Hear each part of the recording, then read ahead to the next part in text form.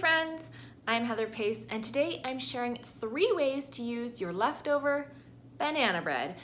For the first 2 days, it's amazing. By the 3rd day, it's starting to get stale, and by the 4th day, well, just forget about it, right? I know you know what I'm talking about, but don't worry, you don't need to throw it out. I'm sharing 3 ways to completely transform it into new and delicious treats. I'm using my favorite vegan, gluten-free, and nut-free banana bread. The recipe is on my blog and I will link to it in the description box below, but you could use any banana bread of your choice for either of these recipes. First, we're making my banana bread balls. They are ridiculously easy to make, but they are delicious and they're really elegant as well. So I'm just gonna start by cutting a chunk of this bread off. You can use any amount for the balls here. Then I'm going to transfer it into my bowl and crumble it in. Just going to crumble everything using your hands. So really get in there, kind of mash it and crumble it all up, and you'll feel that it's nice and moist, especially if you baked it with the bananas on top. So now I'm just simply going to take some of the dough and I'm going to roll it into balls. And you can do any size of your choice here. And look, they hold together no problem because the banana bread is so moist. If you find the banana bread a little bit dry and it's not coming together the way mine is, then just simply add a teaspoon or so of water. And I'm just gonna pop them onto a plate here as I roll. Now I'm gonna put these into the freezer so they can firm up and chill a bit while I melt my chocolate. So you wanna stir it periodically here and you wanna melt it slowly over low heat. I've got my chilled balls here. I'm just going to drop it into the chocolate, use my fork to make sure it's totally covered. And then I'm going to lift it out, give it a tap, release excess chocolate, drag the fork, and then place it onto my parchment paper lined tray and just wiggle the fork out. And there we go. I'm just going to sprinkle a few cacao nibs on top. You can do anything you want. You could do walnuts. Oh, I'm gonna do walnuts on the other ones. Just like that. Okay, and chopped walnuts on here because banana and walnut is such a great combo.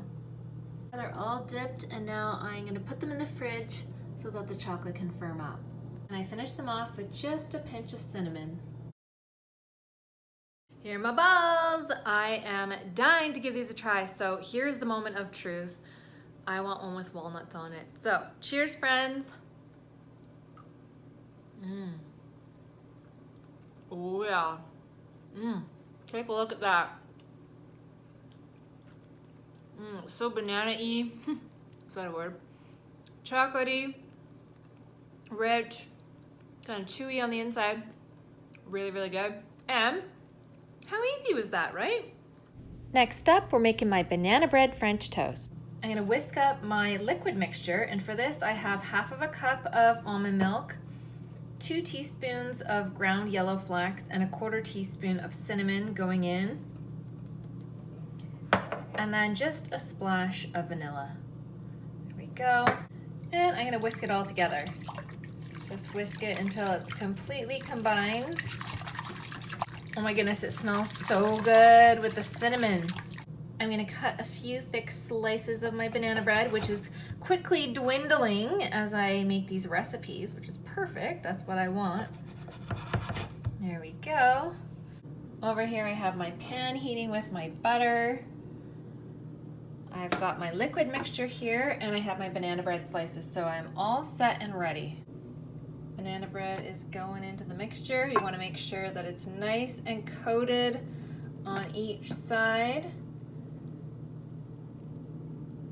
And then right into the pan. Last one. There we go. Get it coated. Oh yeah, hear that sizzle. You hear that? You want to hear that sizzle, you want to see some bubbling. You want to get some nice color on these. And here we are. Don't be alarmed if it looks a little bit burnt. That's just because of the chocolate chips and they are still totally fine. For toppings, I've got bananas, strawberries. I'm gonna add some walnuts on here. And of course, we need some maple syrup on here. Oh yeah. Yes, we do. Here we are with some cinnamon on top. It is so yummy. I've already had a little nibble. Can you see the steam coming off here? Really, really yummy. And finally, I'm making my banana bread soft serve, which only uses a few ingredients and is quick and easy to make. I have 4 frozen bananas here. Make sure they are really nice and ripe before freezing them, and peel them as well beforehand. A good splash of nut milk and my crumbled or chopped up banana bread. Bananas are going into the blender. Nut milk, and I am simply going to blend it. And you may have to scrape it down a few times along the way. This is how it looks after a few seconds of blending. And here we have it, so nice and smooth and creamy. This is exactly what you're looking for.